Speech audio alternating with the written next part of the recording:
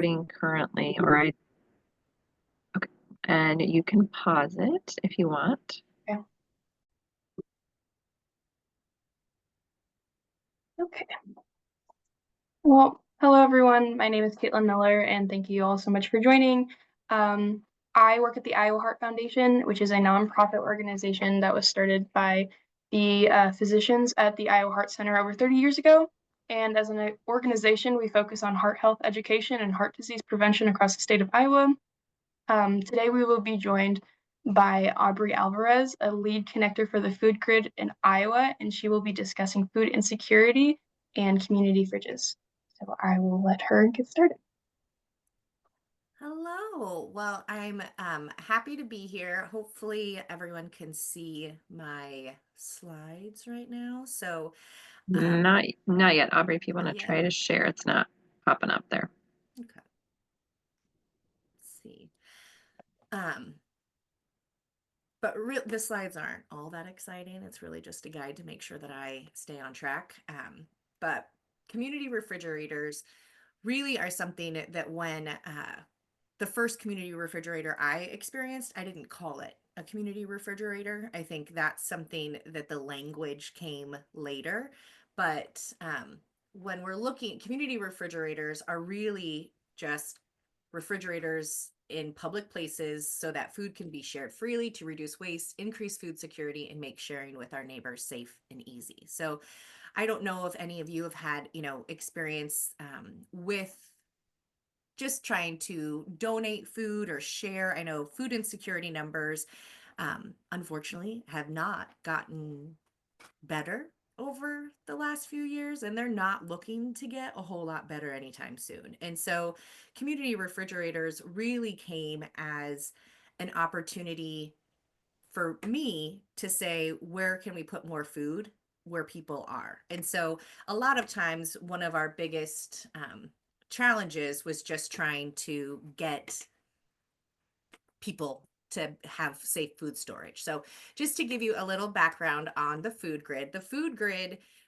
was actually initially came together in about 2016 and started as Hunger Free Dallas County because it was just focused on Dallas County. Over time, because the food grid doesn't have any full-time staff, it's all volunteers. Really, the goal has been kind of looking at what role we can play within the space. And so, really recognizing that the food grid is really here to help be that connection piece. Okay, let's see. I'll try to share again. Share. Looking better? Yes, now we see them. Now we're back. Okay. So, this community, I just have some pictures of some of the different community fridges around the area. Some of the big pieces with community fridges, you'll see some of the guidelines we give is we're trying to not take a bunch of pictures of people using the fridge, mostly just to be able to maintain the anonymity and kind of the whole point of having that fridge.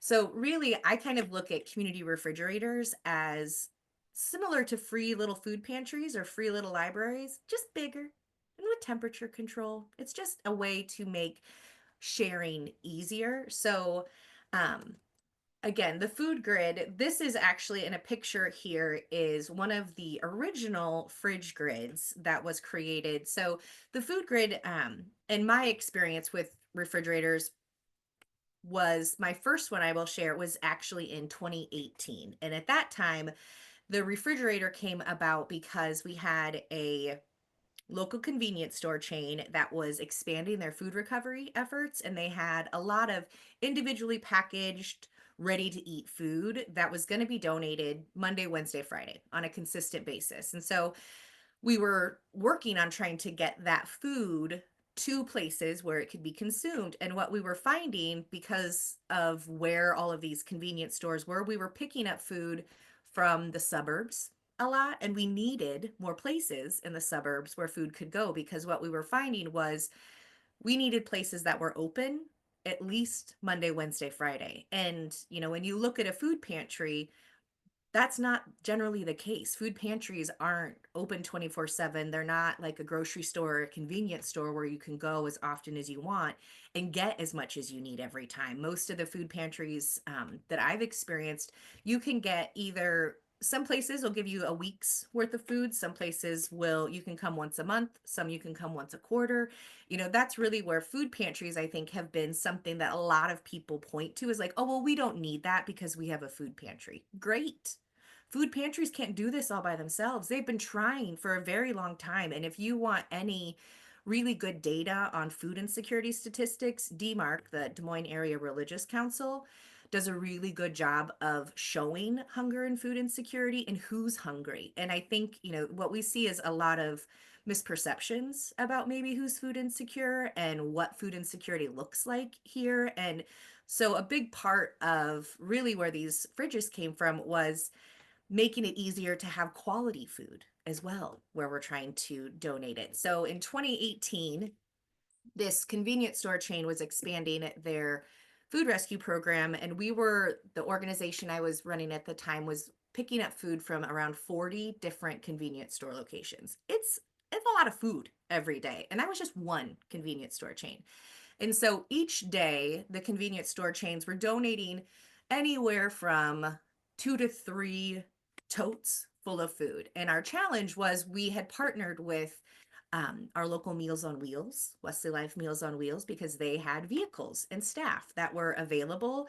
So the idea initially was to say, if we paid you, would you be able to drop this rescued food at locations throughout the community? Because outside of just getting an organization or a business to say yes to not throwing it away, the other biggest gap is transportation and logistics, because a lot of the places that need this food don't have the capacity. It's not like they're sitting on a fleet of vehicles and a bunch of volunteers. They're like, man, I wish we knew what we could do. No one has the capacity here. So that's really where I think I've kind of turned a corner on some of this too. So this first refrigerator was actually an apartment complex, and at the time we were having a hard time because we had all of these drivers driving around this food rescue out in the suburbs, and they had Mini Coopers. Mini Coopers can't fit that many totes inside them at one time. So really, the refrigerator came out of necessity. I was trying to find a place out in West Des Moines, in the suburbs of the Des Moines area, to say we could drop off food there. So I was asking a lot of people, like, where else could we put food? Who are we missing? I know all of the food pantries and the groups that are trying to do good work, but I know there's more people out there. We just need to figure out. And so it was another libraries were brought up actually by another partner because they were in the same office space. They mentioned, what are safe locations where if you don't have access to childcare, libraries. They're a community resource. So that was one I was like, it's very smart. And apartment complexes, affordable housing communities were another one. And so here in the metro, I was introduced to JB Conlin with Conlin Properties and really just called him up and said, hey, I have this idea. How would you feel if we brought rescued food to you 3 days a week and you just gave it to the people anyone that was at your facilities? And they said, yeah, okay. And then I was like, oh, wait, yes. He said, yes.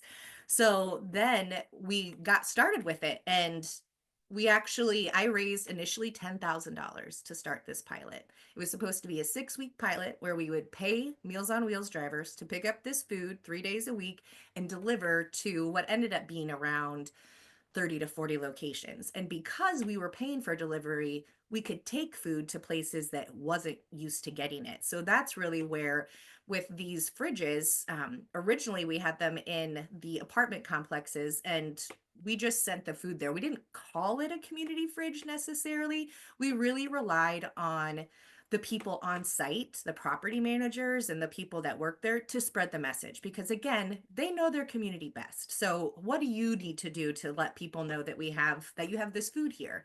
And it wasn't until 2020 when I had another group reach out about, it was height of the pandemic. There was a lot of food insecurity and scared just scared. Everyone was scared. And so it started, March, this urban farm and person had been organizing free meals for her neighborhood. She was in a very low access, low resourced neighborhood.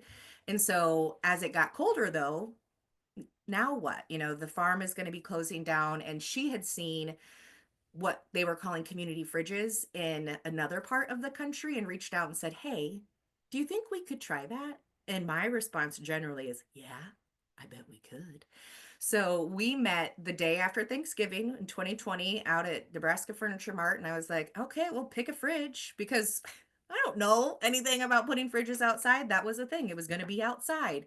She had found a way to get an overhang, like I don't want to call it a shed because that'll get you in trouble, but a place where the fridge could go so it would be outside. And that's where the first time we called it a community fridge.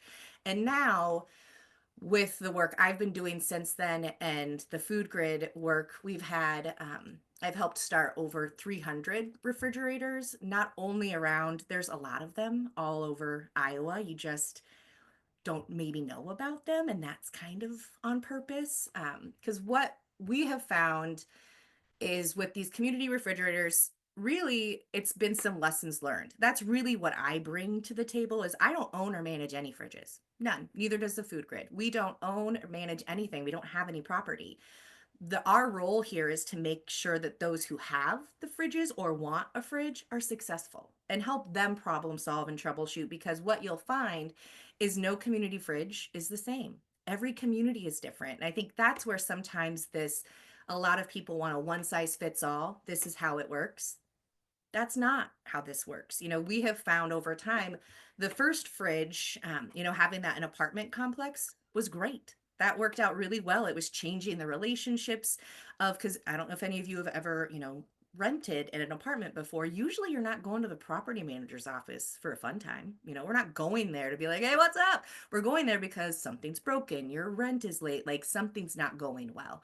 And what they found was when they had the food there, people were coming and chatting with each other and connecting and helping their neighbors out. And that was one of those unintended benefits of really when you bring the food there and it makes it so that people can connect with each other and share. And so that was what really the boots on the ground, some of these apartment complexes were seeing, and what made us and me more excited to try to put more in other spots. So with community refrigerators, I think what's taken me the most by surprise is when I first started in this work, I actually worked with Leslie at another nonprofit for a while and was really familiar with a lot of the small groups that were doing work in the community, but didn't know as much of the details about it. I was with food access kinds of questions. I went to the usual suspects. And really what I was finding was there's still a huge need. I grew up hearing about, food insecurity, you got to clean your plate because of some kids in another country. Well,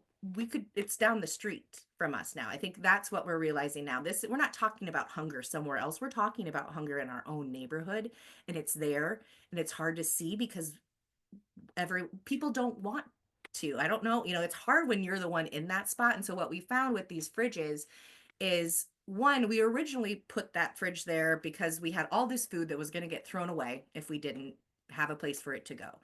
And so by putting it in the fridge, not only what we were finding is it's reducing the food waste from that convenience store. The first 2 years that they did this rescued program with just those 40 locations here in the metro, donated over 1 million meals. And that was just food they were going to throw in the garbage. And so that's really where I think what I have seen and found is as community fridges show up in places. So our first one was the outdoor location in Des Moines. What we found later by accident, and again, not because we wanted to, we found out that co-locating refrigerators is actually a really great idea. And we didn't stumble upon this. We knew it already. Obviously, my first one was the co-located at these apartment complexes. We've had libraries, but we had an issue with the city who said, these aren't allowed. You're not allowed to have this on this type of property. And so what they said was you can have it on commercial or not private property. So any commercial spaces. We were like, oh, okay. So we would put a call out to say who would potentially host it. And that's really when that co-location partnership really kind of came to the front as who makes a good partner? Why are they a good partner? And the community solutions came up. So that one fridge that was, everyone was being a little like, we don't need it. We're scared of it. They wanted it to go away. It turned into three just by moving it, just by opening up the opportunity for other groups to host it. So when you look at the food waste numbers, that was what I was most surprised about when I first started this work, is I legit thought that we had food insecurity because we didn't have enough food. That's not it. We have more than enough food. We've actually been filling our landfills with organic waste and food and completely good food for years. And that's the part that I think made me a little bit like, but wait, that doesn't make any sense. Like, how could we have all these companies that are talking about how much they care about the community, how much need there is, how much they want to donate money? And I'm like, just give us your garbage. That's it. And we had a really hard time getting places to say yes. And one of the biggest challenges we ran into was from those who maybe are in the emergency food space saying, well, we can't do that because it's not safe. Okay, let's talk more about what's not safe. What's not safe? What's the issue? Oh, well, they don't have cold storage. Okay. So if we got a freezer, that would be enough? Yeah. Okay, well, what else? That's it. What if people who aren't needy enough get stuff from the fridge? I don't care. It's going in the garbage. Like, again, so a lot of the reasons why groups and organizations, why we were told this won't work was because, one, it's not safe. And I was like, that's really where I can show the fridge grids originally came from. Was the fridge grids were a way to remotely, and I will tell you, he's now a college freshman is who was building these for us. Because again, these solutions have come from everywhere. That's why I don't like to take ownership of community fridges. I've just been the lucky one who's got to meet all of these people who are doing amazing work, and we combine it together. So the food fridge grids were really originally created so they can monitor temperature control within the fridge. So if it got too hot or got too cold on a day like today, but also it tracks the number of times the doors been opened and closed. And so that's how, and I'll show you a little bit later how we're able to show utilization, because the other piece about fridges that makes them really work is that they're anonymous. It's not, you don't check in with anybody. There's no, you can take this much. The challenge and the beauty of a fridge is it's run by the community. And so there's no guarantee that there will be food in it anytime. And that's a really big part that I think a lot of community fridge hosts feel bad about. And they see it, once it gets started and they start to see, it's addicting. That's what I've seen is when we started to get some more locations and people learned about the fridges and were like, wait a second. So I can just bring food here anytime and just leave it and someone will take it. I'm like, yeah, that's it. With 100%, that's it. And we actually see, so then once people started to learn about it and we're like, oh, and they would see how busy the fridge was and how people were coming, then that's really where that ownership, we were also worried about, we got a lot of, well, what about vandalism? We'll cross that bridge when we get there. Luckily, to this day, we have not lost any fridges. No fridge has just been picked up and taken somewhere, which is great. All because we would also, I'm happy to just or get them for them. But really, vandalism hasn't been the issue. It's the use and it's the amount of times that people or that fridge is getting filled. There has been a lot. I know one of the Sweet Tooth fridges on there, I think sixth fridge. It's opened and closed and used hundreds of times in a short time period. So, really finding that community ownership over not only just having the fridge, but also this is where the volunteer opportunities come in with keeping the fridge clean. There's been times where I've dropped off food at a fridge, and if you drop off food with any sort of regularity, people recognize you and they come and they'll help you as you are unloading your car. And a woman had been there and she had mentioned that the fridge was kind of dirty. There had been some old lettuce in there. She came back with her cleaning supplies to clean the fridge. She didn't have to do that. no one had to do it. She did it because she values this and she values what it brings to the community. And so, that's really where I think one of those accidental pieces, while you might not be launching a community fridge, a lot of places, whatever the reason is, maybe it is because of food insecurity, maybe whatever the angle is for a group to get started, everyone benefits from the community that it creates, and it's built relationships. So for example, in Ankeny, where I live, there is a community fridge at the DMAC college here. And really, once the fridge is there, then those that are hosting, supporting the fridge, they don't like to see it empty. And so they go and talk to their neighbors. They go and talk to where they shop about what's happening with your extra food. And they're the ones. I spent 10 years trying to get companies in Des Moines to donate food on a consistent basis. There were some companies I just could not get to say yes. All it took was a librarian from Granger to go and ask, and she got 2 of them to donate food on a consistent basis. That's because system change isn't going to happen because we have a few executives at the top that are allowing it. No, it's happening because communities are stepping up and saying, this doesn't feel good. I don't like knowing that kids at my school aren't getting enough to eat when I see this dumpster full of food. That feels bad. And so that's really where getting more people involved at that community level to go and ask the questions. They're the ones. It didn't work when it was just me being like, this is silly. Like, we can do it. It's only moved forward when, again, someone trusted from that community is the messenger and the one that goes and asks. And so that's really, I think, where we're kind of looking for with refrigerators and community or where we're putting them and success stories and lessons learned. This is a picture actually of one of the libraries that when they started with a community fridge, they were like, wait, now we are having some organic waste. So they started composting too. And what they learned was composting is hard. They don't actually no, it's not as just easy. And so that was a time where, okay, let's come together. How can we help each other in this kind of space? So again, that's really the role of the grid and the food grid, is to be that connector piece. We aren't necessarily the ones with all the solutions or resources, but we know where they are. And that's really, I was going to share, hopefully you can still see. So can you still see my screen? Okay. So that's what I wanted to share, are just a few of the resources here. So first, actually what I'll show you is this fridge grid data portal. So this is where all of the fridge grids can come and see the data for their fridge. And so when you click on this link, well, we'll see if I'm already in it somewhere else. Oh, okay. Well, I'm going to get in. This is what the reports end up looking like. So I did this report. I pulled, you can check the time range that you want. So this one is October 2024 through December 31st. So the last quarter of calendar year 2024. There were 159 opens. It shows you what day had the most opens.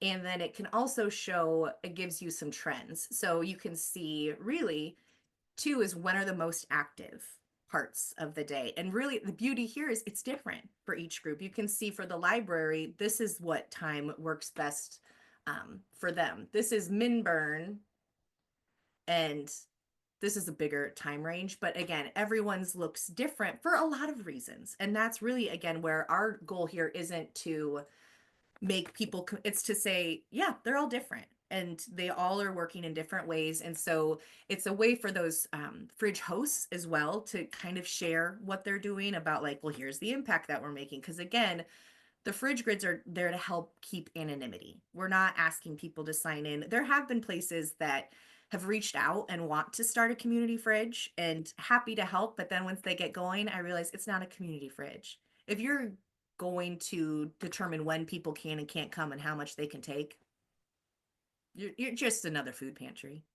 Really, what a community fridge requires us to do is to trust people and to trust that people know that's best for themselves. And that's where things have been tricky, is again, when it comes into safety, this is on the Found Food Co. website. There's a free toolkit that I have created that I can share that's really just here to help anybody else that's needing one. So you can go through, there's a lot of different, one of the questions I originally got was like, well, what if someone gets stuck in the fridge?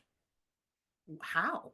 That's incredible. So any of those questions that we've gotten, I've just put them out here with the resources. So that's available. We also, on this Fridge Grid website, we don't promote the fridges necessarily. And that is for a lot of reasons. One, it's promoted to its community. So when the library gets one, the library sends out something to their network. When an apartment complex get one, they do it. When a school gets one, they do it.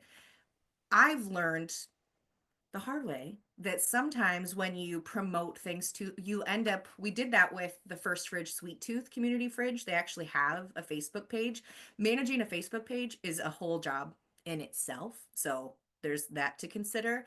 But what we were finding was people were traveling from long distances to get to the fridge. And that's not the point. That's not the point. It's for someone to drive 20 miles to get to a fridge and it's empty. That feels bad for everybody. And so that's really where our focus has been on. There should be a fridge near you. There should be multiple fridges near you. Not only does having multiple fridges and increasing the infrastructure there benefit the food side, it also benefits the donors. They don't have to go as far. All we're doing is making it so that more food can be in more places safely. So there's also on this Fridge Grid these community fridge legal questions and answers. So you should know that two of the Food Grid's board are lawyers. It's great. So people will listen to them because they're lawyers. So you can, this has just some legal questions and answers. The biggest thing everyone will want to know is the Bill Emerson Good Samaritan Act. That's the one, if you only want to take like, why is it safe? Bill Emerson Good Samaritan Act is what makes it safe for food rescue to happen. And really, again, it's just putting intent is a big part of that. I think it's the same thing with like giving CPR and that kind of stuff. Very similar. So, again, that's where anyone that is worried about getting sued for food rescue, that's what that Bill Emerson law is there to protect. It was actually passed in the late 1990s. That feels bad to say because that's also when I graduated high school. And it was just updated recently to try to expand protections. It's been hard to legislate this. I think, that's been the part where my assumption and hope was that once people knew better, they would do better. Yeah, well, it's not always working out that way. And so that's really where, again, these community refrigerators are taking this big systemic problem and letting that community kind of figure it out themselves. So you can see in Polk County, this is also where you can get links to the different locations for fridges. So these community fridge locations, this is another thing we've learned. We've tried to make these, you'll see that they have a lot of libraries. There's this health department, Community Youth Concepts is outside, a counseling location. We used to have all the fridges on this list, all the apartment complexes, all of those locations. And what we found was those aren't really community. The community is a lot more like a school fridge, an activities fridge. You can't just invite people off the street to come in to a school fridge. Same thing with some of these apartment complexes. So that's really where, as the Food Grid, we're trying to be more cognizant of where, we need donors, food donors, and people who have food donations to know where they can take the fridge, but we also don't want to overwhelm that fridge with people from outside the area coming there. So this is just one of those lists or resources that you can share. And I will say too, at the end of the toolkit, there are some resource links because there's funding available for groups who are wanting to start fridges. So that's what else you can kind of get from there. But I think I will kind of pause. I've been talking a lot. I'll pause a bit and see what kind of questions do you have about community fridges?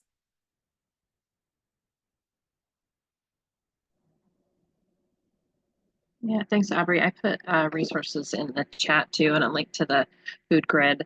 If anybody has questions, feel free to put them in the chat. And Aubrey's been doing this for a long, long time.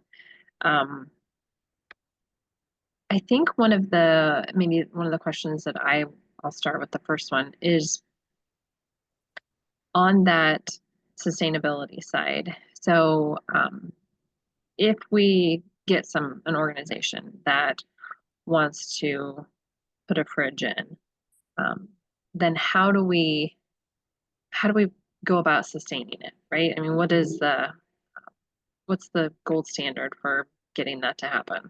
That's a great question because, again, kind of like I liken it to school gardens. Everyone's excited in the beginning, no one's excited in August. So you need to have more than one champion for the fridge. And it helps if you can create, for example, for the Microsoft ChangeX grants, they ask to have 4 people as part of a team. Because again, this is something that you want to be working within. What do you know about your location? What is going to work? We've had places, I think that's where some of the decisions about where are you locating it, are you requiring, some locations have said, they want people to drop off food with them and then they put it in the fridge.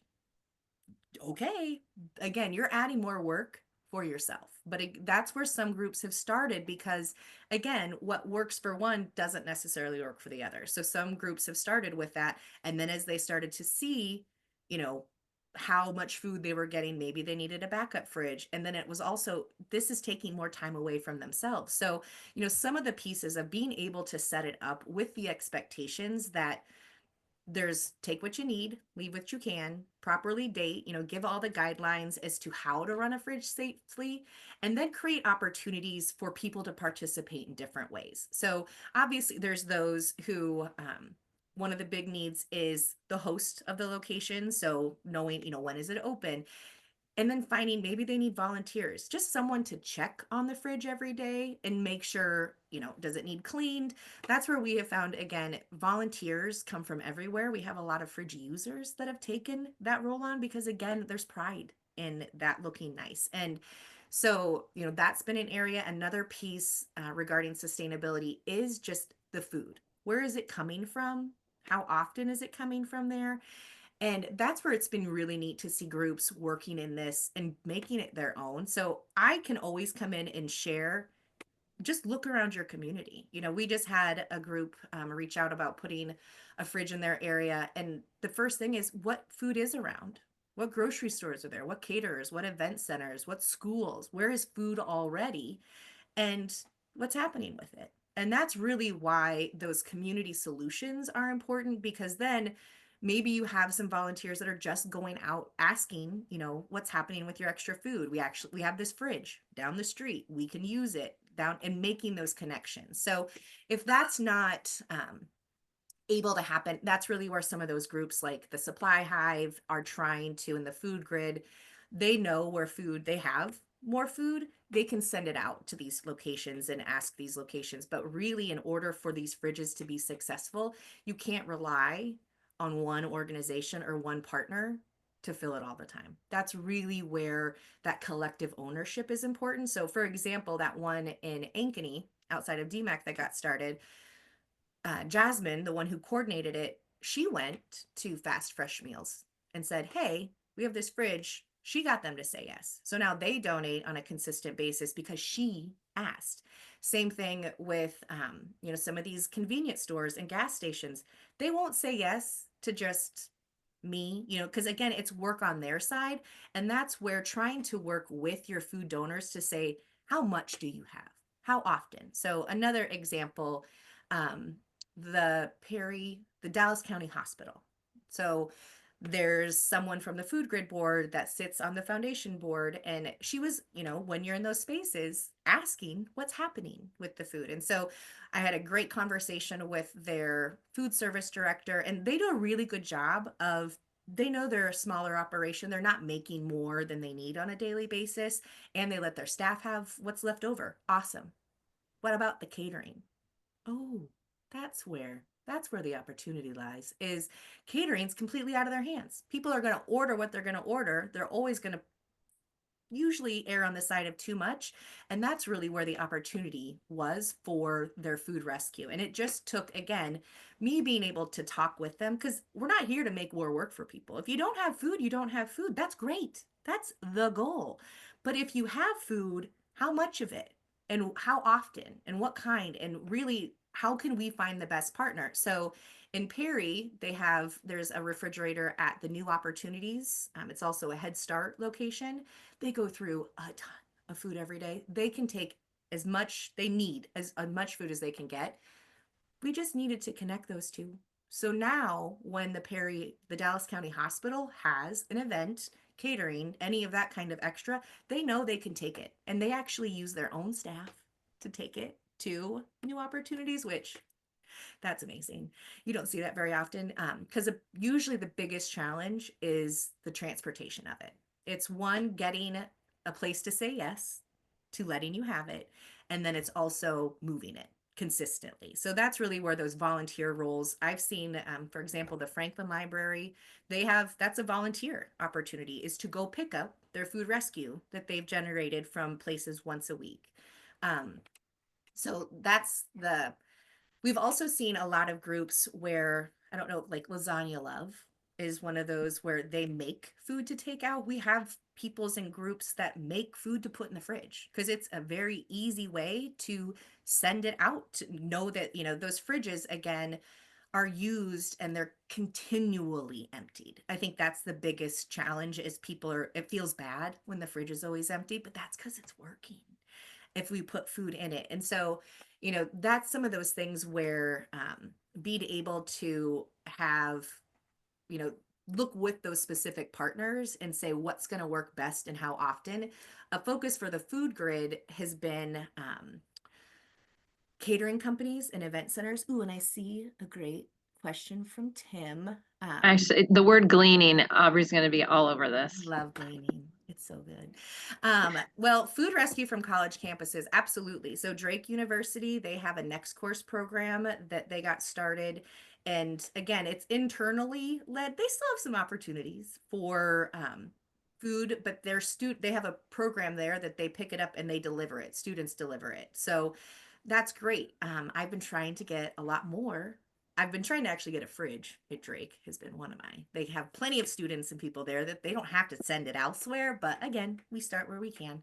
So anywhere there's food, there's a food rescue opportunity. Farmers markets, again, downtown Des Moines Farmers Markets has their Meals from the Market program that everything at the end of the farmers market is collected and it goes to DMARC.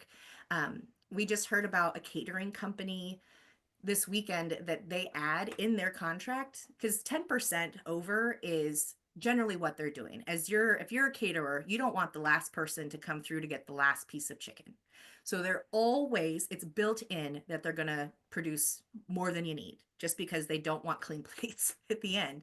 Opposite. So this caterer put in a clause that not only do they donate their extras, but they can add on 10% more. They'll actually make more and then donate it. So we're seeing from some catering companies, just incorporate this in how you do business. We don't want to make it special. We want this just to be, this is how it works. And so we've seen, the catering companies that include the cost, they provide the to-go materials, they're able, or the event locations. That's another, like the Iowa Event Center is a great donor. They're another one where they always have food and it's prepared because they have events all the time. They just don't know how much. And so it's very different every time. And that's where this other opportunity has come from. And we haven't figured it out yet, is, for example, from the Iowa Event Center, a lot of times it's huge trays of like mashed potatoes and chickens. It's that kind of, and there's only a small number of places that can put that much food to use at one time. What we need is that broken down into individual meals, an individual package. And that's really where there's still a gap and an opportunity. We've seen some of the church fridges, some of the faith-based fridges from their funerals. Now they have the materials there and they repackage everything. And now, so maybe one fridge hosts, or one faith group hosts the fridge, another group helps with filling it up. Again, this is about trying to create some win-win collaborations and partnerships and finding the partners around you that that want to work with you. And gleaning is one of the, you know, gleaning is actually when you go and take all the extra produce or whatever from the field, whether that's apple trees or gardens, and it's a huge opportunity every summer. It's actually why the Franklin Library in Des Moines, they've had a garden, a community garden in the back of their location for years.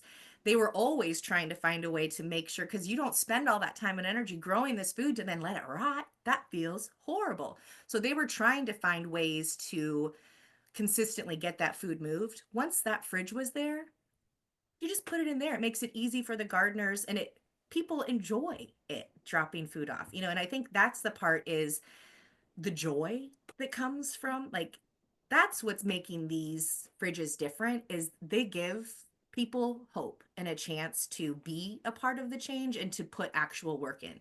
That's really, now it's not, things are not getting better. If anything, they're getting harder. And so it's just really more of a chance for me, and speaking with groups out there, is your community's best. Where would a fridge work? Where would it make sense? I reached out. I'm from Southwest Iowa, Red Oak. Southwest is the best. And Come on now, Southeast over here. I know. And so I haven't lived there forever. My parents still live there, but I grew up there. And I know there were multiple locations that could be a good fridge. I had tried to pressure my mom and dad into saying something for a long time, and they wouldn't do it. But the mayor lived up the street from my parents. So I just reached out to her and said, hey, this is something that we're doing here. I think Red Oak has some, a great opportunity. They have a Hy-Vee, a Fairway, 2 Casey's. Obviously, they're huge. And so they have a lot of potential food. And I know that there's the need there. Were some potential locations, and just said, here's the toolkit. If I can answer any questions, I'm happy to. They just launched their fridge. They did it all on their own. They got the Elks, went and raised they raised the money. They've built their own system, and that's all I've ever wanted. That's what sustainability is. And if they realized in that process, I've talked to plenty of groups that through the process didn't get it going, and that's okay too, because if it's not going to be successful, you're just, yeah, it is hard. We want to make sure that when these fridges are out, that there are going to be some changes that maybe need to be made about where it is. There's lessons learned every time. The Waukee, or actually the Granger Library, they've moved their fridge 4 times because they've learned where it works best and where people, what would make it best. They've actually got partners in the community that do food drives just for the fridge. And, again, that's where the beauty lies, is knowing who's in your neighborhood, who's out there. We just heard today, we had a coalition meeting, and one of the most recent ones to get launched is in Jamaica, Iowa, not Jamaica, Iowa. And she shared that it's a hub for resources now. Like, people know where to go, where to share, and it's bringing people together, and they're seeing it's hard out there for a lot of people, and they are really, looking at this fridge as a way to just be that connection piece and home for food to get out. So, that's where I think the sky's the limit with these fridges. Again, if it works, great. If it doesn't, okay. We didn't build a building. We didn't raise $3 million. We bought a fridge. Usually it costs about $1,000 to get a fridge launched. That the fridge is usually $700 to $800, depending on where you're getting it. And then if you wanted to also have shelving there with it potentially, or any of those kinds of details. But otherwise, if it doesn't work, okay, move the fridge. And all of my time doing fridges, I know of 2 that are not there anymore. One, it was outside of a grocery store, and ownership of the grocery store changed. And so honestly, I was just lazy. I didn't go talk to it was too hard. So, and another, it was in a smaller community, and the police department took it over. It was in City Hall. And so it wasn't we just bought him another one. Said, okay, you guys can have that one. We'll get another one and put it at the library. So really what I've seen is, once a group gets one, it's kind of like, ooh, where else could one go? Because especially depending on the size of the community. I met a woman in North Carolina, if you want to look on social media on Instagram, Feed Well Fridges is one of what she started. She's actually a chef. I met her at the La Dame's conference, and we were talking about food waste, food rescue, what she was seeing. And she just needed someone to be like, you're on the right track. That's my job. That's the food grid's job, is to be like, yes, it's scary. There's a lot of unknowns here. Things could go left. Absolutely. But what if it works? Yeah, there's a lot of things when we'll cross that bridge when we get there. And they've definitely run into challenges and they've learned a lot, but they just launched their 5th fridge in North Carolina. They were just in like Southern Living. They got to have a whole write up about it. And that's just because they took a step and they tried it and they've learned lessons. They're all co-located. She's now, because of the relationships and the network that she has, it's really supported by the chef community. That's, they have a lot of their food suppliers and chefs that are helping. They're preparing meals to go in there. Like, this is top quality community fridge food going in there. So, that's the fun thing to see is, and why I like keeping in touch with these fridges, is to see what cool things they're doing now that we can just share with others. Because I think people don't always want to go first and seem like they're really skirting the system. You can do it. You can do it. And there's groups here to help. And if there's, again, that's the part where if there are challenges, we'll figure it out. The food safety one, I know we get a lot of questions all the time about, well, what if someone gets sick? Okay. Have you ever paid for food poisoning at a restaurant? I have. Have you ever seen a recall at a grocery store? Yeah, me too.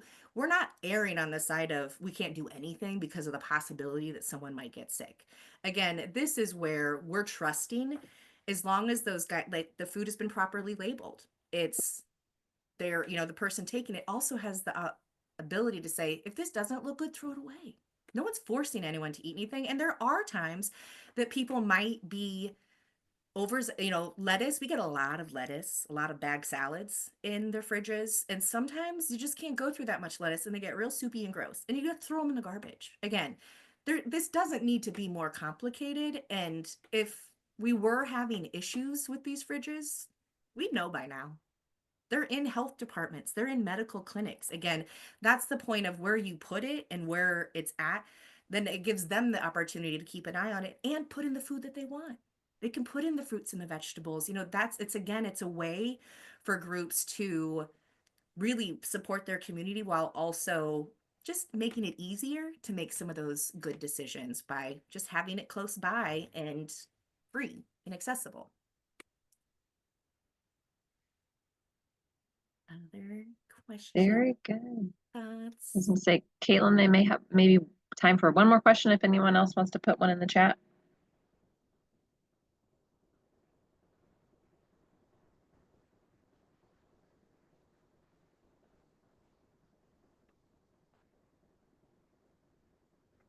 I can Yes. ask one Yeah. more if we would like to. I think that something that people are very scared of is people taking advantage of these community fridges. So what would you say to people who are apprehensive about starting one in case they're afraid someone is just taking more food than they need? Eating too much. Yep. I think this is a big question that we come up is, well, what if we put all this food in there and someone comes and takes it all? That's the point. The point is for that food to move. And we also don't know anything about any of these people that are coming to get it. We don't know how big their family is. We don't know who else they're picking up for. We see a lot of people who are picking up for their elderly neighbor that has mobility issues. Really, once we stop worrying about other people taking more, it's so much easier. Just let it go. And there might be, where we've seen places, for example, if they were moving food quickly, that was just a way for them to know, okay, well, we'll put food out at a different kind of pace. Because again, I don't know if you've ever been food insecure, but I'm not going to tell someone don't take more than you need when you don't know where your next meal's coming from. That's not my job. That's not my role. And so whatever I can do to just make it so that, groups, and we've seen it, that is where a lot of groups will struggle is, they'll say, well, we dropped off all this food. I stayed and watched. One car came up and took all of it. And they're like, well, what should we do about it? I'm like, why were you watching? That was the problem. Like, really, if we're talking here, like, why are you acting like this is your own personal fridge? If that's the case, like, then don't contribute here. You know, there are definitely people who, again, and that's why there's all sorts of options. Pantries, they make sure that when you go, you're going to get food. That's, you know, why they're great. That's also why they're challenging. Fridges, there's no guarantees that there's going to be food there. And there's no, the guideline is take what you need, leave what you can. But again, we're not out here taking food out of people's hands. I've gotten to do my favorite food rescues. Our Iowa Event Center is always fun because there's lots of fun things. And they also had a cheese festival once, and I got a bunch of good cheese. But Trader Joe's is like creme de la creme of food rescue. They do it every day. It's about 30 to 35 boxes, and only 3 or 4 of those are bread. The rest is perishable goods, all of their meat and dairy and everything. And so when those donations were getting dropped off, people knew. And I didn't, you know, they were showing up. There was never fighting. There was, you know, a lot of sharing and helping each other with things. But again, my job there isn't to act like this is mine. My job there is to say, yeah, this is why we brought it. The more groups and people take, the less time it takes me to put in the fridge. I'm fine with that. But that is a challenge for some places that are, it's just a different way of looking at food and food access and taking away the judgment about, since it's not a food pantry, I think it's actually just easier. Just don't worry about it. Yeah. Like, We've just been conditioned to measure everything, qualify, you know, mhm. all of that. And in this instance, the food was going into the garbage. So if we just start with that, right? So this was all going to be garbage, Mhm. and now it is going to be eaten. So there is absolutely nothing else that needs to happen. It is no longer garbage, and it's feeding people who are hungry, whether that's one person, whether that's 50 people. And tomorrow, it's going to look different at that fridge, right? And so I think if we can just always remember, like at the very start of all this, anything that's going in that fridge, like 99% of it. Now, some people like go purposely and buy some stuff and donate to fridges. So, but in general, 99% of what goes into community fridges was going in the garbage. If we can just remember that, Mhm. we won't worry about anything else. It's more of a thank you. You know, that's the part where anytime people are in this fridge is working, it's a win for everybody. No one benefits from that food being in our landfill. None of us do. And that's really where, you know, just recognizing the value, and that if we can just, you know, step back some in these spaces. And again, that's where you host the fridge and how you engage the community really makes those fridges kind of come to life. And what makes them all special and unique is that they reflect each community. What does the community eat? What does community want and need? What is the, you know, what's everyone bringing? That's really, it's cool to see how each of those kind of adjust. But yes, it was going in the garbage. Why? We're not going to wrestle it from someone's hand and throw it in the garbage like that. That's the message. And I will say it jokingly, that is the message that some of these places will say is, we would rather have this food go in the garbage than go to someone who we don't deem needy enough. That's not for me. Those aren't my people. Those probably aren't your people. Go where people are willing to look and work within their community. It's, again, it's not for everyone. There's definitely going to be spots that okay, that's fine, but there are plenty of places that it does work and that it'll be a great asset. And that's really where I need help, and where we all need help, is each community looks different. But if they want to start a fridge, that's what we're here to do, is help them get the resources, get the money, get it going, and then we just get out. And we're here if you need us. But ultimately, I would love to see thousands of fridges. I'd love to see them just all over the place. Again, it makes it easy for us to share. We do it in my neighborhood. Like, one lady got too many vegan hot dogs. I didn't accept that donation. But again, sharing with our neighbors. No one feels good regardless of your status and wealth, throwing away perfectly good food. And I think we should get back to that. We should lean into that feeling of, it feels bad to throw away perfectly good food. Unfortunately, we've trained all of our kids. My girls go to school. If you don't eat your school lunch, don't you have your open, like unopened milk or a whole piece of fruit, you have to throw it in the garbage. That's not how we do it at home. But we are training generations of kids to just really disregard. Why is that? Why would we do that here? And so that's really where getting fridges in schools and giving places where unopened fruit, like the staff doesn't feel good about that either. But again, there's all of these perceived rules and regulations about what we can and can't do. And we just have to figure it out. Because really, I don't think that there's, and if there are laws that are like, well, we'd rather have this food go in the garbage than go to people. Okay, well, we should change that and Yeah. figure stuff out with each other. But we need that now more than ever because we all need community to survive. And just look at community fridges. It's just one extra community that you can add that can really benefit everyone who's involved, whether that's because they drop off food, they pick up food, they just share, they see their neighbors. It's been a great thing to be a part of.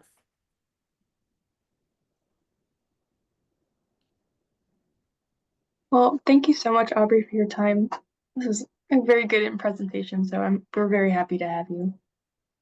Well, I'm always happy to talk and share. And really, again, my job is to be the one that can say the things that I think sometimes others are like, we're not allowed to say that. Well, I am. That's what my job has always been, is if there's someone that's having a hard time, like we can have an honest conversation about it. And then if I think it's not going to work, I'll tell you that too. My job here isn't to start things that are going to fail. That's why we just believe in the strength of those of our community and have seen it time and time again. And I'm excited to see what kind of collaborations and potential locations potentially come out of getting to chat and share with all of you. Yeah, thank you so much. And I'll just share my screen really quick. We've got a webinar next month about Telehealth 101. So if that's something you're interested in, you can scan the QR code. We can have awesome speakers like Aubrey. So thank you so much for joining.